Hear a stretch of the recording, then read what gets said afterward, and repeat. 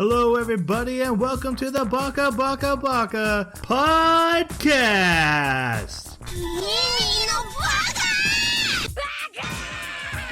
Baka.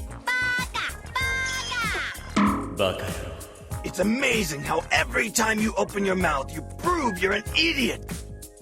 Hello, everybody, and welcome to a minisode of Baka. It's been a while since we've had a minisode, but if you're unfamiliar with this concept, normally we talk about anime that we've watched over the past 2 weeks, but sometimes we just want to get on here and talk and make algorithms happy.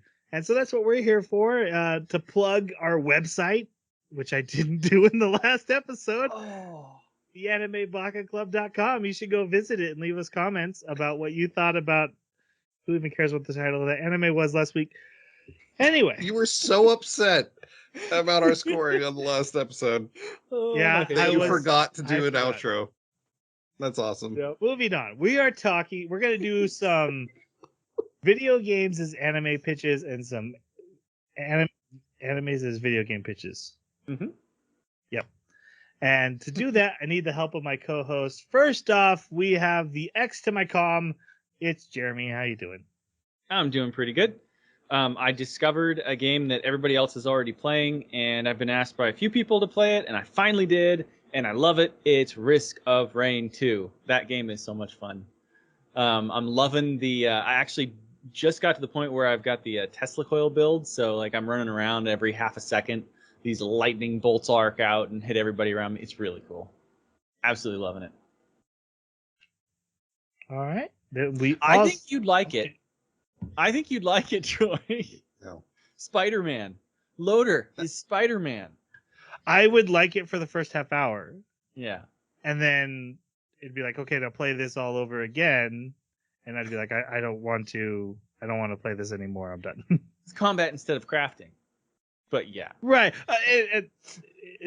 I've played lots of wave shooters, and I like them for like the first hour, and then when I have to go through those first 5 waves again, and I'm frustrated. I was thinking specifically of Loader because he does feel like Spider-Man. Yeah.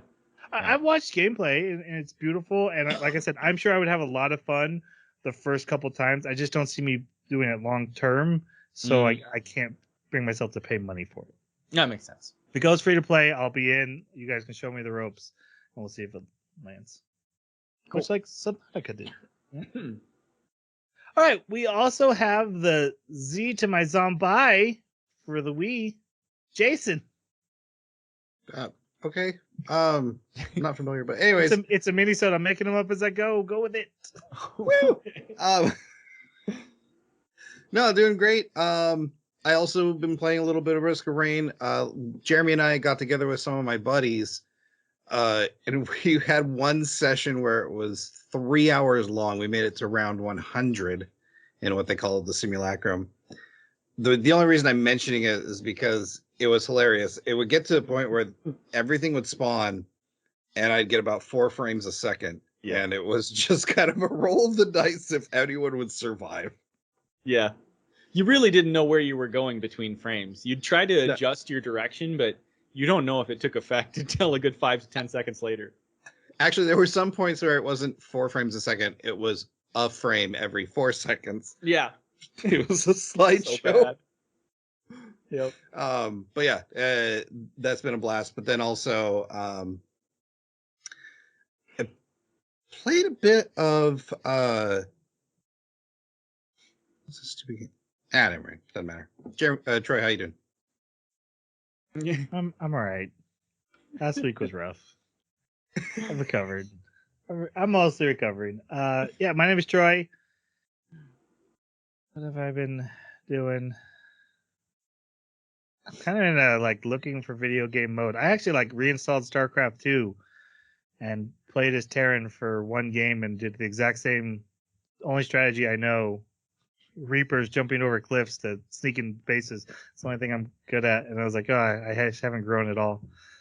So I'm finishing Ghost of Tsushima. That's nice.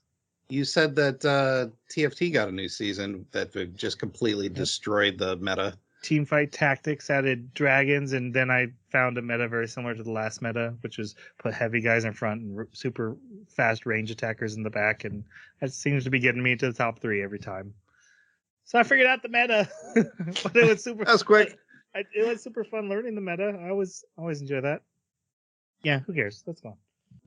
It's not like we're going to talk about video games or anything the rest of this podcast. I mean, yeah, I've been playing a lot of different stuff, like testing out stuff, and after I beat Bloodborne and I'm still grinding in Call of Duty, same old for me, man. I tried Diablo Immortal. You guys want to talk about that?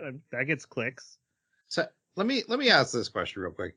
Did Bloodborne break you? Like all other games just feel flat at this point? Yes, but that happens every time I play a great game. Like that happened when I got done with God of War. I was just like, man, just Spider-Man. You get done playing Spider-Man, you're like, what else feels like playing the Spider-Man? Mr. Ready too, apparently. But yeah, just throwing this out there. Maybe we should get Elden Ring. You should get what? Elden Ring. It's on my list now. Now that I beat Bloodborne, I'm like, I have to play Elden Ring. But Demon's Souls is about to be free. But the fact that like you can kind of go through it with a party if you want. Sounds pretty rad. Is it crossplay? Yeah. Or actually, I don't know if it's crossplay, but I know that you can. It's not like the other ones where you just like invade someone's game and then you're right. out. If it can work with console and PC, I'm in. Actually, so there. My son tells me that it should, but there is one boss fight that's kind of meme-ish where people just like summon in multiple people to kill it because it's so big and so dangerous. Also, Jeremy mentioned Carbot in the last episode. He does Elden Ring videos, and they are great. The best. And so I want to, I do want to play. That'd be cool. We could probably make that happen. Okay, we have a minisode to do. What we're going to be doing here is we're going to be doing salesman pitches. I think we've done this something similar with video games and anime and combining the two. We're going to take a video game that we love and we're going to pitch it as an anime. We want to see it made as an anime. What kind of anime do we want it to be like? What kind of studio, that kind of thing. And then we're going to flip it. We're going to say, here's an anime and here's the video game. What do we want it to play like? And we're going to have 2 pitches each, and we're going to go through them. What do you guys want to start on? I can go first. Unless I think it was Jeremy's idea, right? This was. Yeah, I say we each do a video game to anime first. Okay, and then we'll flip it. So Jeremy, you take it away. What's your video game?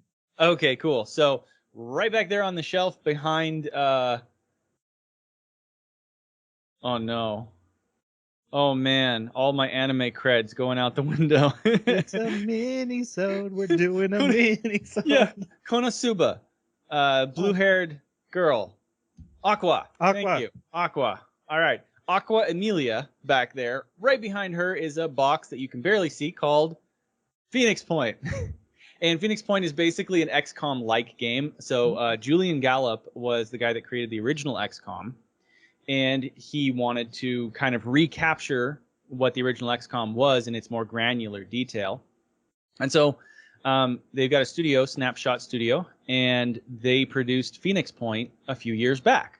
And that game, the premise is that basically Earth has been infected with a virus that came from the sea. And this virus it's swept over the entire planet, and there's just little enclaves of humanity in different factions. There's like 3 factions. And the virus manifests in all of these like sea creature mutations that start happening.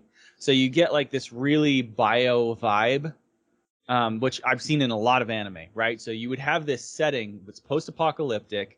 You've got havens where people are just barely surviving. You've got 3 distinct factions, one of which is like a military human supremacy faction, one of which is a mutation worshipping faction that is like they are literally multiple heads and multiple faces, like giant crab arms and stuff.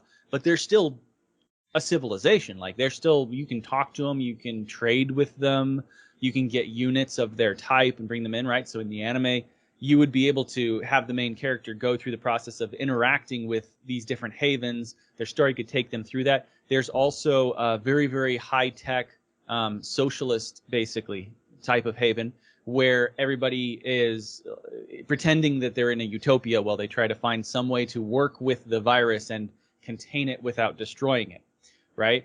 And so the storyline could follow any of those. Like, I think I would particularly enjoy if the storyline headed towards the more investigate the religious cult that has sprung up around worshiping the virus, right? And worshiping the mutations, and why are these people actually getting being okay with having the mutation become a part of them? And there's all these different hierarchies, or not all these different, but there is a hierarchy in the religion, and it's so obscure and it's so well done in its presentation of inhumanity, where they will speak to you, but you kind of have to look past the words to understand what they're talking about because it doesn't always make sense at face value. And so I would love to see an anime where the protagonist is not an isekai, but actually is in that world, has dealt with the apocalypse basically in this form, and is somehow trying to like meander his way through the religious group. I think that'd be really cool. Do you see it focused on just like one character as he goes through this world, or my favorite would be if they actually like really took the XCOM / Phoenix Point squad system into account in the anime, and had like, this is your team, almost like 86 did, sort of, where you got to know the different team members, and then as they die off, you really feel it, and that capitalizes on that XCOM feeling. Okay, I like that. Yeah, I like the tying into the X86 with like, hey, here's a bunch of characters. Oh, that one's gone. That one's gone. Yeah, this one keeps going. Yep. Good. Yeah. And plus, because with the mutations and stuff, and the also the wild card of the virus, which is like, it's constantly creating additional like spires that are spreading its influence everywhere at random locations. So havens are coming under attack, and you get called in. He could even be like a part of the Phoenix Point, operation. And so they get called to rescue factions that they're allied with. It would be a very interesting military anime. Very nice. All right, Jason, you ready? I am. I would love to see Apex the anime. And what I mean, and it would need to be in a shonen style format. And so what that means is, similar to the lore of the game, the actual battle royale part is almost side story until you get to tournament arc. And the power levels of your characters would all depend on like their training and what gear they are able to get. But what's cool is that in the lore of that world is the games are run by what's called the Syndicate, and they're kind of like this shadow organization. And I would love them to focus specifically on one character. His code name is Crypto, and he found out a bunch of stuff about the Syndicate that the Syndicate doesn't like. So they've been trying to find out who he is, right? Because they don't know. They know they've been hacked, but they don't know by who. Because he's supposed to be like genius hacker guy, and then that whole subterfuge like story, but then also in a shonen way where characters are continually gaining power, and then the tournament arcs would be the battle royale part, and then we'd come back out of it, because in the lore of the game, characters never die. When they're taken out in the games, they're brought back to a respawn center and almost regrown if need be. They keep their memories and all that. So because they're used like horse races, that people bet on them. Right. So seeing all that done in an anime format, I think would be really fun. It gives me. Did you ever watch like the old Tekken anime movies or Street Fighter where they just keep coming up with reasons for the characters to have battles, but it is about the organization behind the fighting tournaments of Street Fighter or Tekken. Yeah. Dead That's or what it Alive did gives this me too. vibes. Yeah. Yeah. But I like also extending it into like the shonen arcs where you could do character flashbacks in the middle of gunfights. Right? Someone like does like a vault over a wall and is like in the middle of like firing their weapon, and then it like goes to slow-mo and then flashes to like, hey, they Yeah. were a kid working on this thing. Yeah. That's perfect. I also Right. like the idea that like the fact that you have cosmetics and loadout as the prelude to the actual action of the game, and you've kind of got this sort of before the tournament arc where they could go through that process of like how did they wind up with this particular set of cosmetics and loadout, as well as the story of like why they're getting involved with the syndicate and everything else. But that could play in there too. Yeah. All right. Yeah, I picked Bloodborne. I just yeah, I just played it, but also I love Eldritch horror, and I do think an Eldritch horror anime is long overdue, and Bloodborne's as good a setting as any. But the setting or I was going to say Madhouse Studios to do it because they have such a good pedigree with horror and have done some really great work. But I changed my mind before the podcast started. I wanted to have whoever did Mushishi do it, and I want to do it in a style of Mushishi. So Bloodborne is about a city with a very prominent church, and this church has this basically blood transfusions that heals all, and so it's become very rich and very very popular, and people come here from miles around to get healed, but they're using ancient eldritch horror blood and it's turning people into monsters, and then people are having to hunt these monsters, but then the people hunting the monsters are also getting the transfusions and also turning into the monsters, and it just escalates, and it's very eldritch horror, and then it starts with like, hey, this guy's a little shaggy kind of turned into a werewolf, to tentacles.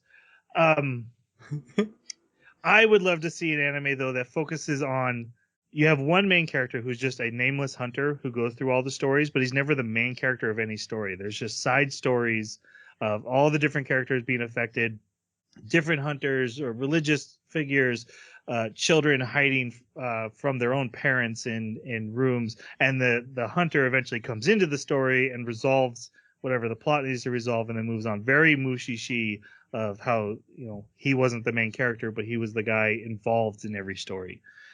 That's I love what that format. Yeah, that's what I want from a Bloodborne anime, where it wouldn't be a very specific story. It's not the story of Bloodborne or that hunter. It's just in that world, and then we have this nameless hunter who guides us through all these random stories happening around. Would we slowly like learn about the nameless dude like bit by piece by piece? Yep. You get Okay, perfect. character details as he goes along. You see how he's connected to people, and it also get deeper and deeper into the eldritch horror stuff. Oh, that guy's slightly a werewolf. Oh, that guy's fully a werewolf. Okay, that guy's jaw has split sideways, and now his head is the different direction. And oh, that thing's just got tentacles and hanging off the side of a building. And it just gets weirder and weirder. But because Mushishi did such a good job with their visuals, I think they can really bring that horror, even eldritch horror vibe, very strong. I think they're the ones to do it. Mm-hmm. He also has to change his outfit periodically. When Yeah, you see him. and his weapon build. Like sometimes he has the Yes. axe, sometimes he has the hammer. And once in a while, he has to show up in that dress. Yeah, he's gonna wear the doll's dress. Also, I do want the doll to feature prominently because she's such a good creepy character. But also he has to have like one every 4 or 5 episodes he has to be fighting with a weapon, but then he like flicks his wrist or he like does some sort of thing to transform it into a different weapon. That would be cool. Yeah, Like it no, he's gotta folds do that. out He's or got to do that every fight. Like every fight. Oh, he's okay, gotta that has switch to Just a happen different every weapon times. every time. fair enough. So we Yeah. always get surprised. Yeah. The And doll should rolling be the for narrator. some reason makes him invincible. Yeah. Invincible frames. You should He's always have... talking about his iframes. Okay, I want the doll to open and close every episode with like just her talking over, like setting up the story with some random. Oh, she's the narrator. That's perfect. Good. Okay, that's it for me. Now we're gonna go to animes becoming video games. Going back to you, Jeremy. What's your anime? Okay, so I got a bunch of them here. I'm gonna pick my favorite, but I do have other ones I'm just going to name at the end after we've all talked because I don't want to steal any. Cells at Work as a colony game like Oxygen Not Included or RimWorld or Dwarf Fortress. That's perfect. Oh, that's so good. Yeah, you're basically building out this human body and making sure that you've got things balanced properly. Do you have the right hormones over here? Do you have the right levels of white blood cells and red blood cells? Oh no, there's a viral infection coming in. You've got to deal with it and have like all of the animated viruses and stuff, and give them all little special abilities that they would have. You could do a randomizer like SimCity 2000 used to do, where the body decides to do something, so you have an event. Oh God, smoke's coming in. Yeah, exactly. Yep. Yeah, I think that would be a blast. Can it be on phones? I'd play that on my phone all the time. That, you know, if they went like the more Oxygen Not Included route, but maybe even simplified it a little bit, I think that they could do it on phones. They've definitely got like the Vault for Fallout on phones. Mm-hmm. So if you went between the Vault and Oxygen Not Included, Right, you could probably do it. And make sure that, like, you know, for viruses and stuff, you could have loot boxes where you could get antidotes. Yeah, you totally could. Everybody loves a good loot box in a I mobile. wasn't trying to monetize it. I just wanted to play it while I was pooping. I wanted to play. You say phone game, all I think of is loot box. Yeah. I think of being on the toilet. I wanted to, in the game, have the character poop. This is why I never call you on the phone, Troy. Nice. What do you guys do in the bathroom? Everyone takes their phone in the bathroom now.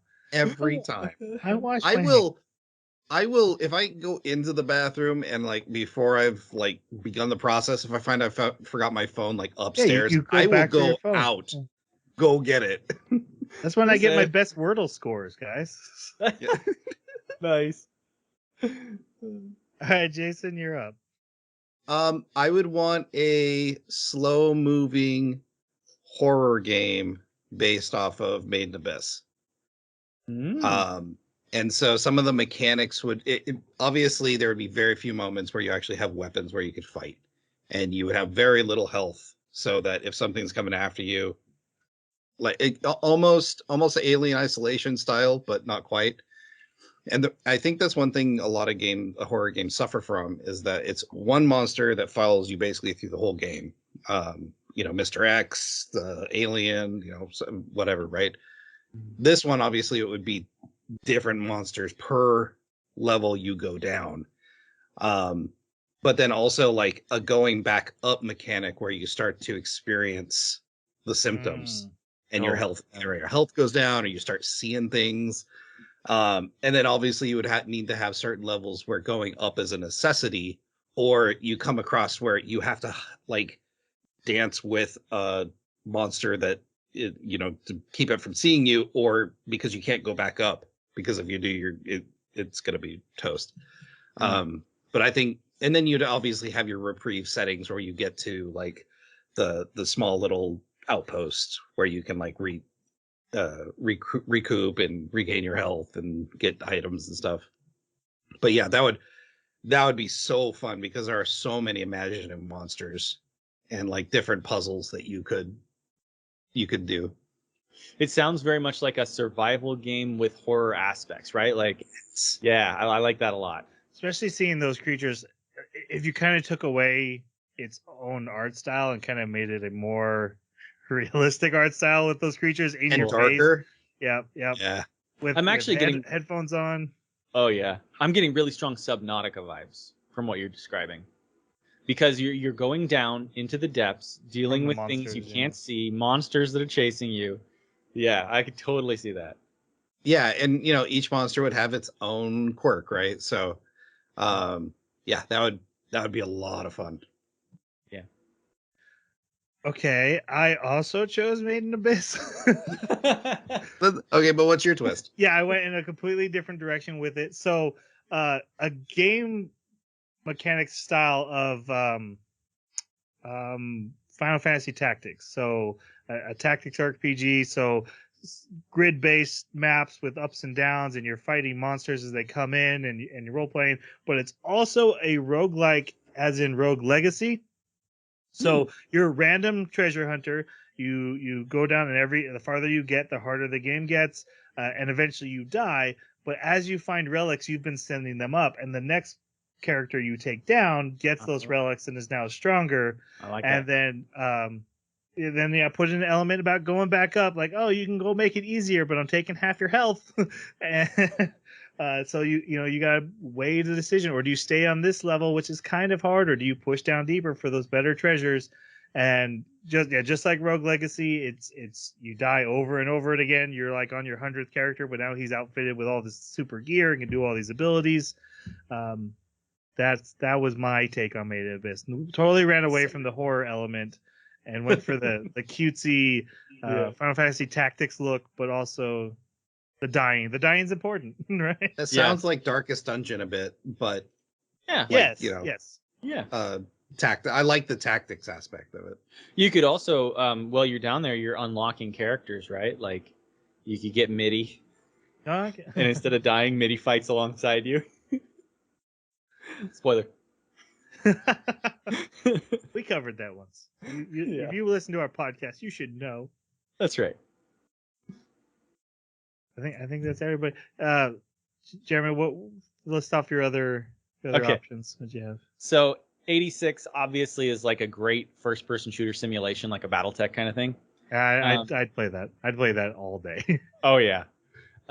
Sleepy Princess in the format of a Goose Game, where you're basically just running around causing havoc. Okay, yeah, I'd play that. I'd play that in a heartbeat, especially if it was on phone. Wouldn't that be awesome? You're like, I need another sheet. Astra Lost in Space, but I wanted to go with like Subnautica style. King's Quest style. That would be good, where it's like story mode and you're just trying to make your way through the adventure game. Yeah. And then the last one was Sunny Boy, but as a roguelike, because you're going into a different world with different rules and you don't know what they are and you've got to survive it and you don't know if you can trust the people around you. That'd be really cool. I'd like that. Yeah. I'd play that one. I can see that. The only other one I was toying with was ReZero, made by From Software. Just for the dying a lot and then respawning and having to try again mechanic. And as I was going through it, I couldn't fully flesh it out, and so I went the other way with Made in Abyss, but that was as close as I got to another guess. It would work that way with like Beetlejuice and some of the other bosses he fights. The only thing is you couldn't keep your gear like you get to do in From Software games. You'd have to keep your XP level. Yeah, I guess that's true. Yeah. Abilities you learn, just make it all memory based instead. Yeah, but I like the idea of finding your, and I didn't want to play as Subaru. I had it as like just some other character who ended up with the same ability, trying to go through this world, and just constantly dying, but having random. Especially if it was a prequel, like maybe it was her first try. Oh, that would be cool. Right. Who is never even mentioned because what happens to him is so terrible. All right, that is our ideas. We would also love to hear yours. I'm sure you have plenty of animes that you would love to see as a video game, or video games you would love to see as anime. So send them to us. Let's share. That's what we're here for. To do that, you can reach us on our Twitter at Baka Podcast, or contact us via our website, animebakaclub.com. You should go there. Jeremy and Tanya put a lot of work into that. I go there every week. It's amazing. That's where we get the 3 visitors. Yeah, that's me. No, sometimes I have to remember what we just watched. That never happens to me. Oh, you could also leave a comment wherever you found the podcast. YouTube, Spotify. I don't know if they have a comment section. Anyway, wherever you want to reach out to us, we'll be here. It's a minisode. And we would love to hear your guys' thoughts. With that said, we are currently watching Dolls Frontline, and we'll be talking about that next week. So thank you for listening in on our minisode. Yeah, we know. We're aware. But turn into our regular episode. They're a little better. Especially this last one. Yeah. All right. Let's all say goodbye. Thanks for listening. It's weird that nobody made a ranking of King's video game. Sayonara.